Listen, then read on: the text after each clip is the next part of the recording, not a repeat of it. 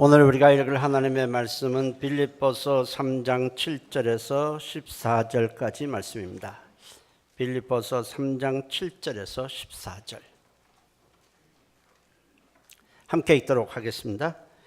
그러나 무엇인지 내게 유익하던 것을 내가 그리스도를 위하여 다 해로 여길 뿐더러 또한 모든 것을 해로 여김은 내 주 그리스도 예수를 아는 지식이 가장 고상하기 때문이라.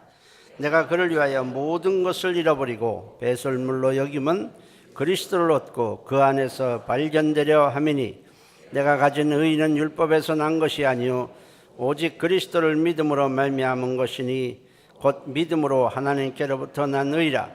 내가 그리스도와 그 부활의 권능과 그 고난에 참여함을 알고자 하여 그의 죽으심을 본받아 어떻게 해서든지 죽은 자 가운데서 부활에 이르려 하노니 내가 이미 얻었다 함도 아니요 온전히 이루었다 함도 아니라 오직 내가 그리스도 예수께 잡힌 바 된 그것을 잡으려고 달려가노라.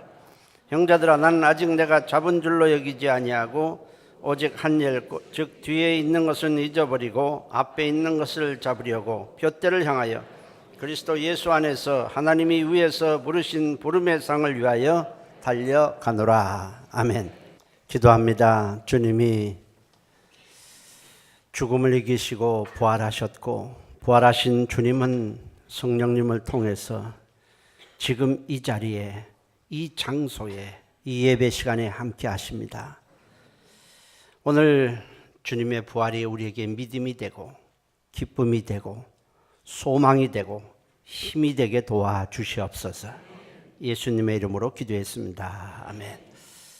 오늘 설교 제목은 십자가와 부활입니다. 해볼까요? 십자가와 부활. 예수님은 십자가에 못 박힌 상태로 6시간 있다가 운명을 하셨습니다. 오전 9시에 십자가에 달려서 오후 3시에 운명하셨는데 오후 6시가 되면은 안식일이 시작되기 때문에 시체를 내리고 그거 하는데 시간적 여유가 없습니다. 그래서 시체를 정리할 시간적 여유가 없어서 그냥 흰 세마포에 적당히 덮어서 그 다음에 동굴 무덤에 안치를 했습니다. 근데 유대 지도자들은 예수님이 부활하실 것이라는 말씀을 미리 하셨기 때문에 무덤을 지키도록 경비병을 세워두었습니다. 예수님을 따르던 여인들은 이 사실을 모르고 그 시체가 적당히 버려두어서는 안 된다고 생각을 해서 시체에 향품을 바르고 시체를 깨끗하게 정리하기 위해서 안식일이 끝나자마자 이른 새벽입니다. 안식일은 금요일 저녁부터 시작을 해서 시작을 하기 때문에 안식일이 끝나자마자 주일날 아침에 저들은 새벽에 무덤을 찾아갔습니다. 가보니까 무덤에 동굴 무덤에 돌이 있는데 갑자기 그 돌이 굴려져 있는 것입니다. 그리고 무덤을 지키던 경비병들은 사색이 되어 있었습니다. 그런데 예수님의 시체는 무덤 안에 있지 않았습니다. 어찌 된 일인가 이 여인들이 낙심하고 있는데 그때 천사가 나타나서 여인들에게 이렇게 말을 했습니다. 누가복음 24장 5절 6절에 어찌하여 살아있는 자를 죽은 자 가운데서 찾느냐. 그분은 여기 계시지 않고 살아나셨느니라 했습니다. 예수님은 부활하셨고 부활하신 후에는 이 땅에 40일 동안 계시면서 무덤을 찾아온 여인들 그리고 예수님의 제자들 그리고 많은 믿는 자들에게 자신의 모습을 보이시고 말씀을 해 주셨습니다. 근데 제자들에게 예수님이 나타나셨을 때에 그 자리에 없었던 이 도마는 제자들이 예수님이 부활하셨다는 말씀을 믿지 않았습니다. 그리고 예수님을 내가 만져보기 전에는 도저히 이 부활을 내가 믿을 수 없다고 했습니다. 그 후에 예수님은 도마에게 나타나셔서 네 손으로 나를 만져보라. 그리고 믿음 없는 자가 되지 말고 믿는 자가 되라고 말씀을 하셨습니다. 그때 도마는 예수님을 만져본 후에 예수님의 부활을 확인하고는 나의 주여 나의 하나님이라고 고백을 하게 됩니다. 예수님은 이 땅에 40일 동안 계셔서 여러 차례 제자들에게 나타나셨고 하늘로 승천하실 때는 500명이 보는 앞에서 하늘로 올리우셨습니다. 성경은 예수님의 부활에 대해서 그리고 예수님의 부활을 직접 목격한 자들에 대해서 또 예수님이 부활하신 후에 행하신 행적에 대해서 많은 부분을 상세하게 기록을 하고 있습니다. 어쩌다 한 사람이 만난 것도 아니고 또 그냥 잠시 있다가 아무 말씀도 안 하고 그냥 사라지신 것이 아니고 그분이 제자들에게 보이시고는 어떤 일을 행하셨는지 그리고 수많은 예수를 만난 많은 증인들을 성경에 상세하게 기록하고 있는 이유는 예수님이 부활이 꾸며낸 얘기가 아니라 역사 가운데 일어난 실제 사건임을 우리에게 믿도록 하기 위함입니다. 그것이 신화라고 하면 꾸며낸 얘기라고 한다면 그것은 아무런 의미가 없기 때문에 그렇습니다. 예수님의 부활을 목격한 자들의 반응은 심히 두려워했다는 겁니다. 그게 공통적인 반응이에요. 첫 번째는 다 예수님의 부활을 목격했을 때 굉장히 두려워했다는 것이고 또 하나는 부활한 자들이 예수님의 부활을 전했을 때 아무도 믿으려고 하지 않았다는 겁니다. 왜냐하면 예수님의 부활은 인간의 상식이나 경험에서 완전히 벗어나는 사건이기 때문에 그렇습니다. 그리고 인류 역사상 지금까지 완전히 죽었다가 부활한 사람이 한 사람도 없기 때문에 그 사실을 믿으려 하지도 않고 부활을 첫 번 목격했을 때 사람들은 굉장히 두려워했습니다. 예수님의 부활은 천지를 지으신 하나님이 개입하심으로 이루어진 초자연적인 사건입니다. 만일에 예수님의 부활이 거짓이고 꾸며낸 얘기라면 그리고 예수님의 제자들이 그 시체를 감추고는 부활했다고 거짓 증거를 했다고 한번 가정을 해보십시오. 실제로 부활이 없는데 예수님의 제자들이 시체를 몰래 훔쳐가서는 예수님이 부활하셨다라고 퍼뜨렸다고 한번 생각을 해보십시오. 거짓을 사실이라고 진리라고 말하면서 하나뿐인 목숨을 바칠 미련한 자들이 어디 있겠습니까? 그러나 예수님의 부활은 부인할 수 없는 역사적인 사실이기 때문에 그들은 가서 고문을 받고 순교를 당하면서까지라도 예수님의 부활을 전했던 것입니다. 우리는 세상에 욕망이 참 많아요. 높은 자리에 올라가고도 싶고 많은 재물을 모으고도 싶고 세상에서 출세하고도 싶고 명예를 얻고도 싶습니다. 그러나 그 어떤 것보다도 가장 기쁜 일은 예수님이 부활했다는 소식입니다. 만일 예수님이 부활하시지 못했다면 세상에서 그 부귀영화가 가지는 부귀영화가 아무런 가치도 없고 다 헛되고 말기 때문에 그렇습니다. 예수님의 부활이 우리에게 예수를 믿는 자들에게 굉장히 큰 기쁨이고 가장 큰 기쁨이 되는 이유는 예수님과 예수를 믿는 자가 같은 운명체이기 때문에 그렇습니다. 예수님이 죽음을 이기고 부활하시지 못했다면 예수를 믿는 우리 역시 부활하지 못할 것입니다.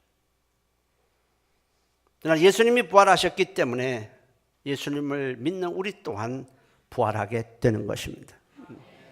같은 운명 공동체가 예수님을 믿는 자들입니다. 요한복음 11장 25절에 예수께서 이르시되 나는 부활이요 생명이니 나를 믿는 자는 죽어도 살겠다라고 말씀합니다. 사람들이 예수님의 부활에 대해서 별로 관심이 없는 이유는 두 가지 때문에 그렇습니다. 하나는 우선 인간의 상식이나 경험에 맞지 않기 때문에 그 말에 별로 귀를 기울이지 않습니다. 에이, 그런 일은 없어. 그렇기 때문에 부활을 전해도 그것에 대해서 아무런 반응이 없습니다. 또 하나는 죽음에 대해서 별로 생각하고 싶지 않기 때문에 그렇습니다. 죽는다는 것은 알지만은 그 죽음에 대해서 생각하는 것을 사람들은 아주 싫어해요. 그 죽음을 생각하면 막 뭔가 비참해지고 막 무섭고 하기 때문에 생각하기 싫은 거예요. 그러나 이 죽음이라는 것은 우리에게서 멀리 있는 것이 아니라 우리 앞에 바로 옆에 언제나 상존해 있습니다. 지금 이 순간에도 우리 죽음이라는 것은 우리 옆에 바로 있어요. 언제 우리 죽음이 우리를 덮칠지 몰라요. 교회 개척한 이래 많은 성도들이 세상을 떠났습니다. 성도들의 무슨 부모님, 뭐 가족, 남편, 아내 뭐 이런 거 말고요. 직접 우리 교회 매일매일 다니고 있던 성도들 중에 세상을 떠난 사람이 대략 한 150명 정도 됩니다.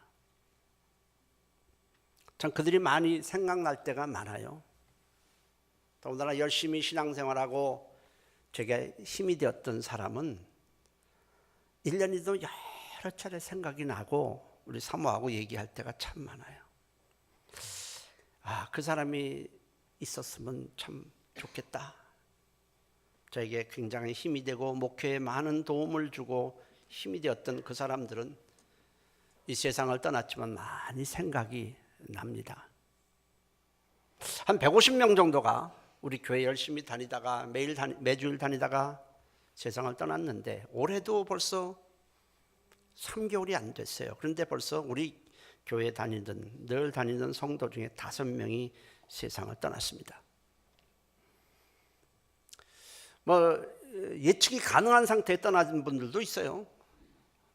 병석에 오랫동안 앓고 있다가 떠나신 분도 있지만 어느 날 갑자기 그냥 떠났다는 소식을 듣게 되는 경우도 많습니다.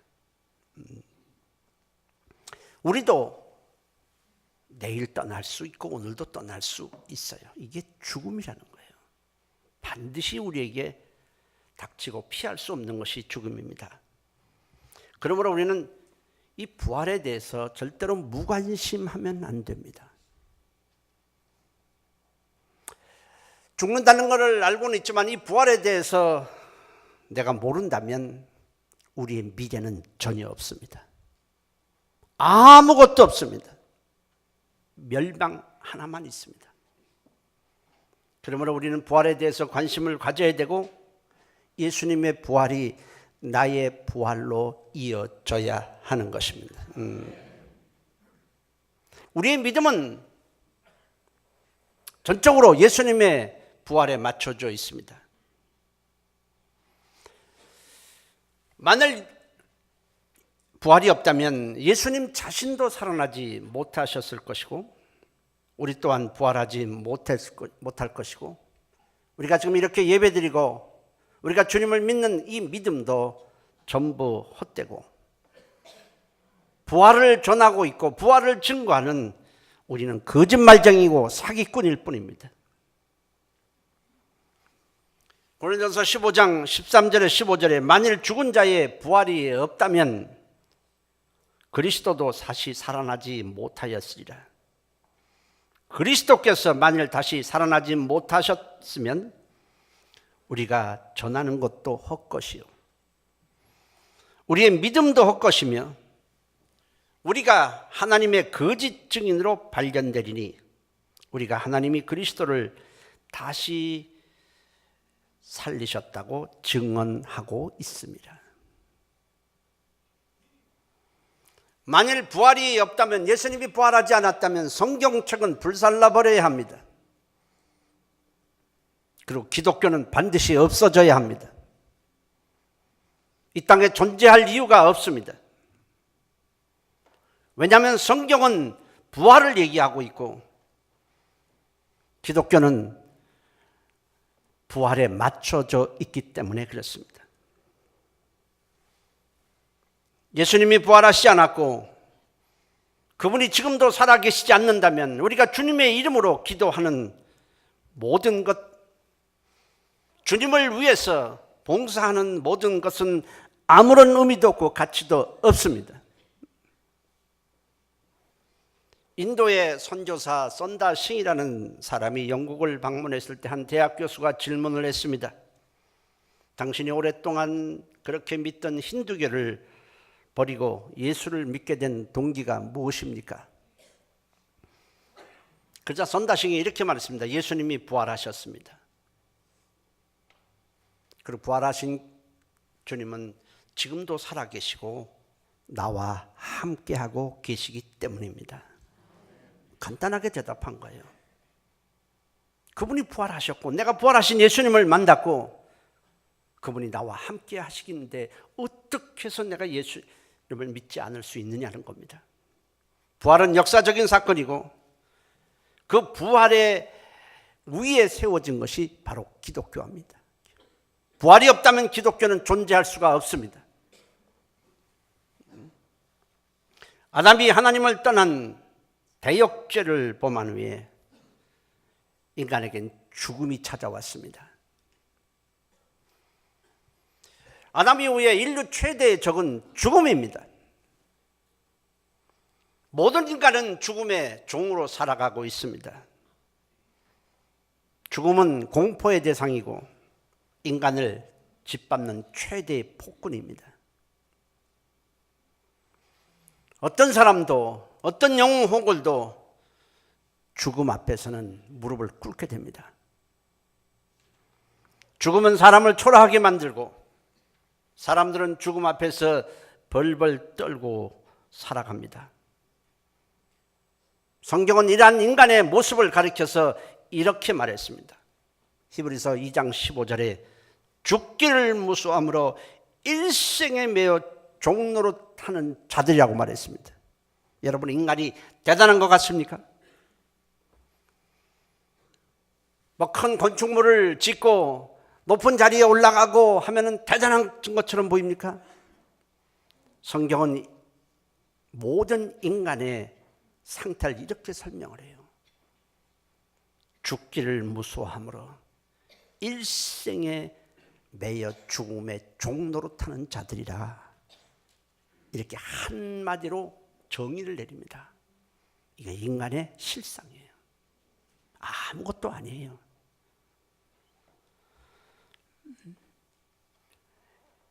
이렇게 모든 사람이 두려워하고 무서워하는 죽음을 무력화시키고 승리한 사건이 예수님의 부활입니다.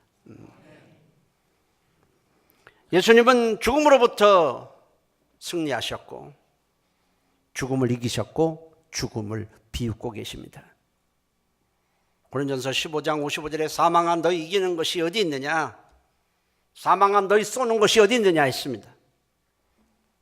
인간에게 있어서 죽음은 절대로 끝이 아닙니다. 죽음으로 모든 것이 없어지거나 끝나는 것이 결코 아닙니다. 만일 죽음으로 모든 것이 끝난다면 우리는 세상에서 먹고 즐기고 돈 벌고 쾌락을 즐기기만 하면 될 것입니다. 고린전서 15장 32절에 죽은 자가 다시 살아나지 못한다면 내일 죽을 터이니 먹고 마시자 하리라 했습니다. 그러나 죽음으로 우리 인생이 끝나는 것이 않고 그 후에는 부활이 있기 때문에, 그리고 주님 앞에 가야 하기 때문에, 천국에 가야 하기 때문에 우리가 오늘 이렇게 하나님을 예배하고 저 천국에 소망을 두고 살아가는 것입니다. 부활의 소망이 없는 사람은 그렇다고 해서 죽음이 끝나는 것은 아닙니다. 그것은 그 사람은 영원한 멸망의 나락으로 떨어지고 말 것입니다. 부활을 믿는 사람과 부활을 믿지 않는 사람의 삶이 전혀 달라요. 소망이 다르고 바라보는 것이 다르고 삶의 방식이 전혀 다릅니다. 겉으로 보기에는 믿는 사람과 믿지 않는 사람의 차이가 전혀 없습니다. 똑같은 옷을 입고 똑같은 직장에 다니고 똑같은 옷을 입고 똑같이 늙어가고 똑같이 살아갑니다.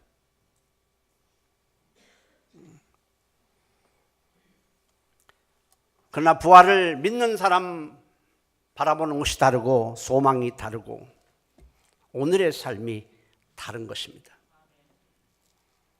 부활이 없다면 그리스도인들은 세상에서 가장 불쌍한 자들이고 시간을 낭비하는 자들입니다.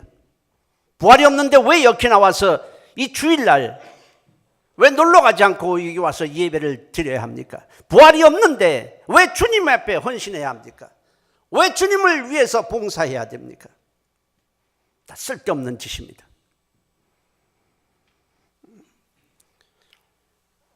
그러나 예수님이 부활하셨고 우리 또한 부활할 것이고 주님 앞에 서야 하기 때문에 우리가 오늘 이렇게 예배하고 있는 것입니다.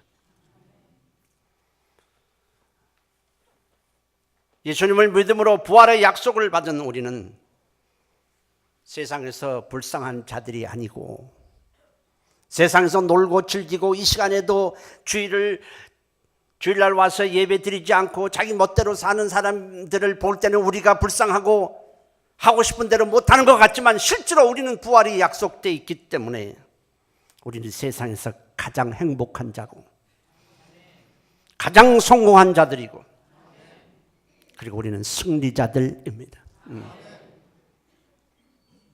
예배하지 않고 세상에서 희희낙낙하고 출세하는 자들은 성공자고 승리자처럼 보이지만 그들은 사실은 멸망할 자에 불과한 것입니다.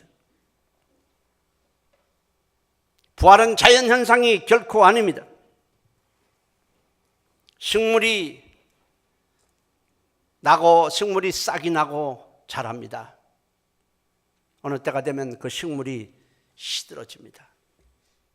근데 얼마 있다가 보면 그 씨가 땅에 떨어져서 다시 또 식물이 자랍니다. 그것이 부활이 아니에요. 부활은 완전한 죽음에서 다시 살아나서 새롭게 출발하는 창조적인 사건입니다. 부활의 삶은, 부활이라는 것은 지금까지의 삶을 다시 연장하는 것이 아니라 완전히 새로운 역사의 시작입니다. 성경에서 죽은 자가 살아나는 사건들이 굉장히 많이 기록되어 있습니다. 구약에서도 있고 신약에서도 많이 기록되어 있습니다. 신약에서 예수님이 죽은 자를 살리시는 사건도 상당히 많이 기록되어 있습니다. 한 번은 나인상의 과부가 자기 하나밖에 없는 아들이 죽었습니다. 그리고 장례 행렬을 가는데 예수님이 그 앞에 막아섰습니다. 그리고 죽은 그 아들을 살려주셨습니다. 회당장 야이로의 딸이 죽었을 때 모든 사람들이 곡하고 있는 현장에 주님이 나타나셔서 그 야이로의 딸을 살려줍니다. 나사로가 죽어서 무덤에 들어갔지만 예수님이 그 무덤 앞에 가서 나사로야 일어나라, 나사로야 살아나라 할 때 나사로가 살아났습니다. 그러나 그것은 부활이 아닙니다. 그들은 다시 살아났지만 이 땅의 삶을 지속하게 됩니다. 자기가 만났던 사람 그대로 있고 환경도 그대로 있고 이 땅의 삶을 그대로 다시 시작하는 것입니다. 그러다가 때가 되면 그들은 다시 죽게 될 것입니다. 그들이 살아났다고 해서 그것이 부활이 아닙니다. 부활이라고 하는 것은 지금까지의 삶을 완전히 마감하고 새롭게 시작하는 것입니다. 죄악의 삶이 끝나는 게 됩니다. 하나님과 함께 우리는 이 세상이 아닌 새하늘과 새 땅에서 영광 중에 살아가는 것이 부활입니다. 부활 때는 지금과는 다른 몸을 입게 됩니다. 영광의 몸입니다. 죽지 아니할 몸, 의의 몸, 죄성이 없는 몸, 아프거나 슬프지 않는 몸, 고통도 없고 괴롭지도 않은 영광의 몸을 입고 영원히 살게 됩니다. 사람에게는 죽이는 능력은 있지만은 사람을 죽은 자를 다시 살리는 능력은 없습니다. 그러나 예수님께는 죽음을 완전히 이기는 하나님의 능력이 그 안에 있습니다. 예수님의 부활은 그 안에 죽음을 이기는 하나님의 능력이 있음을 보여주는 사건입니다. 예수님과 함께 있다가 사람들이 예수님을 끌고 갈 때에 제자들은 도망을 쳤습니다. 예수님이 십자가에 달릴 때 저들은 모두들 숨어버렸습니다. 예수님을 따랐기 때문에 자신들도 잡히면 고초를 당하다가 죽을까 봐 두려웠기 때문에 그랬습니다. 저들은 돌아다니지 아니하고 숨어버렸습니다. 근데 그 숨어있던 제자들이 숨어있던 그 자리에 부활하신 예수님이 나타나셨습니다. 부활하신 후에 그날 저녁에 제자들에게 나타나셨습니다. 저들이 문을 닫고 있는 그 가운데 주님이 갑자기 그 가운데 나타나셨습니다. 이것은 부활의 몸이 우리의 몸과 전혀 다르다는 사실을 보여줍니다. 제자들은 그것을 부활하신 주님을 한 번만 본 것이 아닙니다.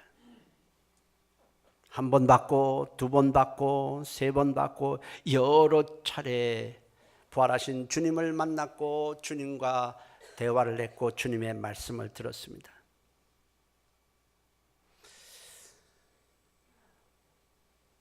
예수님처럼 끌려가서 죽임을 당할까 봐 두려워서 전전긍긍했던 이 제자들이 부활하신 예수님을 만난 후에는 달라졌습니다.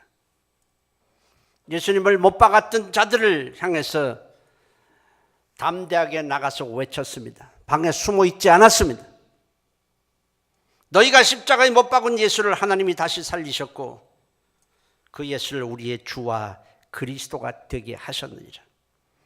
하나님이 예수를 영화롭게 하셨느니라. 우리가 이 일의 증인이라고 했습니다. 그들은 예수님의 부활을 접한 후에 과거처럼 그렇게 숨어 있지 않았습니다. 왜냐하면 예수님이 부활에 주는 의미를 자들이 알았기 때문에 그랬습니다. 우리가 오늘 죽는다고 해도 우리는 예수님처럼 부활하게 될 것이라는 믿음이 있었습니다.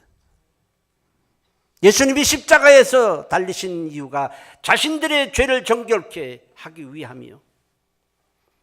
그리고 예수님을 믿는 자신들은 예수님처럼 부활의 몸을 입게 될 것이라는 그 믿음이 생기자 담대하게 나가서 외쳤던 것입니다.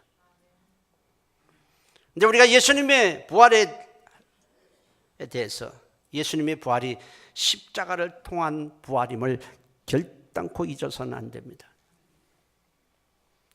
십자가 사건과 부활 사건은 밀접하게 연결되어 있습니다. 십자가에서 우리 죄를 대속하기 위한 죽음 없이는 부활도 없습니다. 창세기에는 창조적인 하나님이 어떻게 세상을 창조하는가에 대해서 많은 기록을 남기고 있습니다. 아무것도 없는 공허한 상태에서 하나님이 빛이 있으라니까 빛이 있었습니다. 태양이 있으라니까 태양이 있었습니다. 달이 있으라 별이 있으라 바다야 있으라 모든 동물과 식물 하나하나가 주님의 말씀 하나로 완벽하게 창조되었습니다. 그분 말씀 한마디에 무에서 유가 창조되었습니다. 그렇지만 예수님의 부활은 그런 창조가 아닙니다. 십자가의 죽음을 통해서 이루어진 새로운 창조입니다. 십자가는 예수 그리스도의 의로운 죽음을 우리에게 말하고 있습니다. 의로우신 분이, 의로우신 하나님의 아들이 이 땅에 사람의 몸을 입고 오셔서 죽으신 것이 십자가입니다. 의인이 죄인을 대신한 죽음이 십자가입니다. 의로우신 분이 나를 대신하여, 죄인인 나를 대신하여 죽으신 것이 십자가입니다. 십자가는 나를 위한 십자가입니다.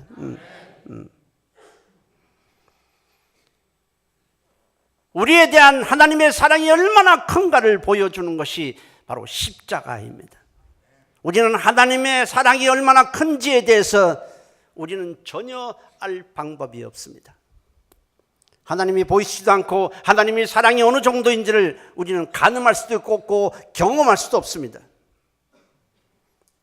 그런데 하나님의 아들이 십자가에서 우리 죄를 대속하는 것을 보며 우리에 대한 하나님의 사랑이 얼마나 크고 위대한가를 우리는 알게 된 겁니다.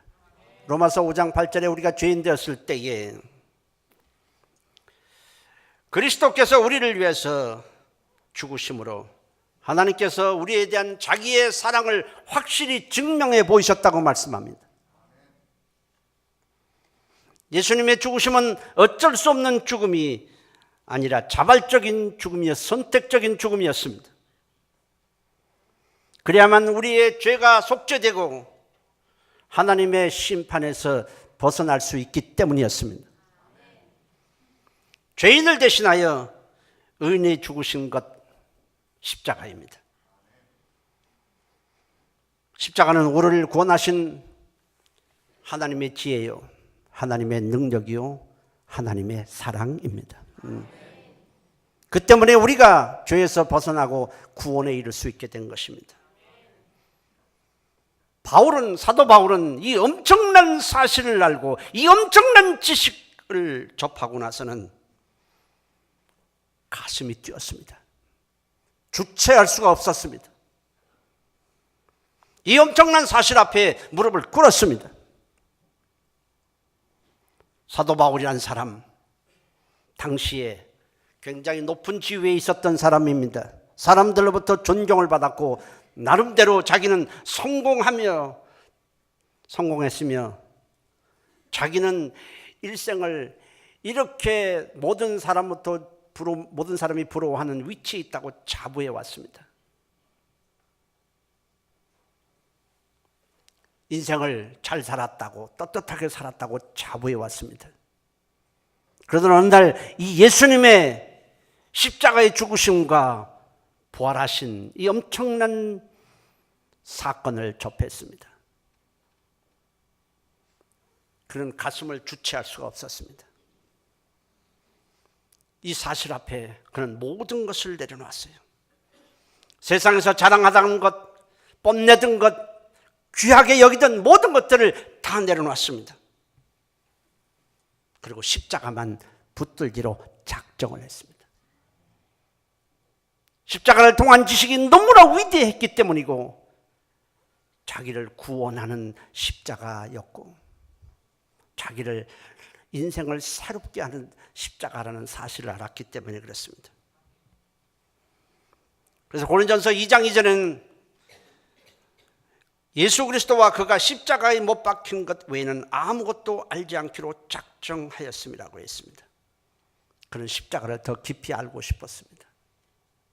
십자가의 그 감추어졌던 비밀을 더 알고 싶어 했던 겁니다. 죄인을 의롭게 하는 능력이 십자가에 있음을 알았고 죽음을 이기는 생명의 부활도 십자가 안에 있다는 사실을 발견했기 때문에 그렇습니다. 그것을 발견한 순간, 그 지식을 접하는 순간에 바울의 인생이 바뀌었습니다. 이 엄청난 지식 앞에, 이 엄청난 사실 앞에 세상을 향해 달려가던 그의 인생의 발걸음이 멈추어졌습니다.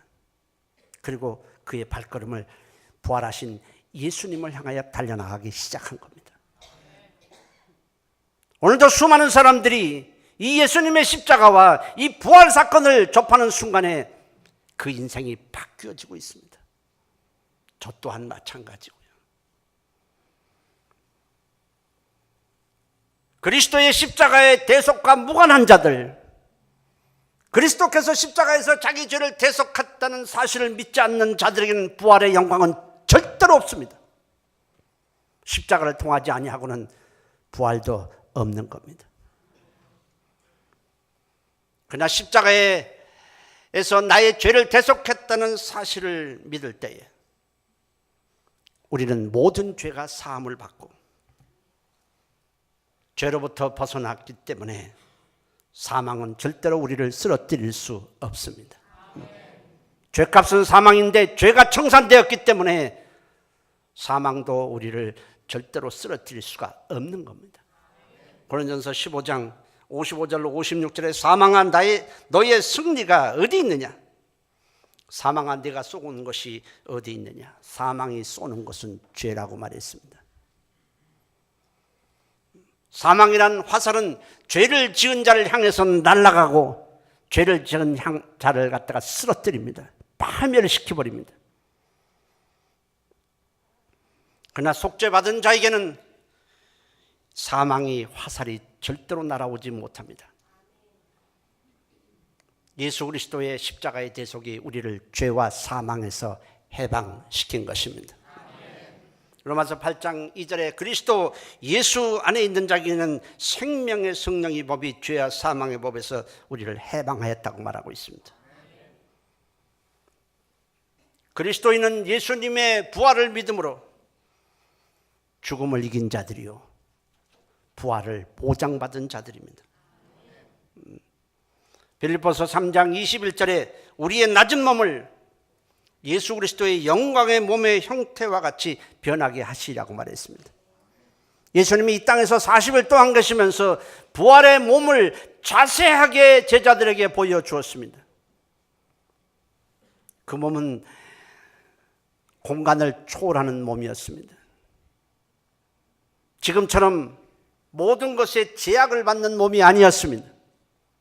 성경은 부활의 몸에 대해서 많은 부분을 설명을 하고 있습니다. 그리스도의 부활을 통해서 그 부활의 몸이 어떤가를 우리에게 설명을 하고 있습니다. 예수를 우리가 믿게 되면 곧 예수님이 십자가에 대속하신 것과 예수님이 부활하셨다는 사실을 믿게 되면 우리 모두도 주님처럼 부활하게 될 것입니다. 그렇지만 부활 때에 주어지는 영광은 모든 사람이 각각 다릅니다.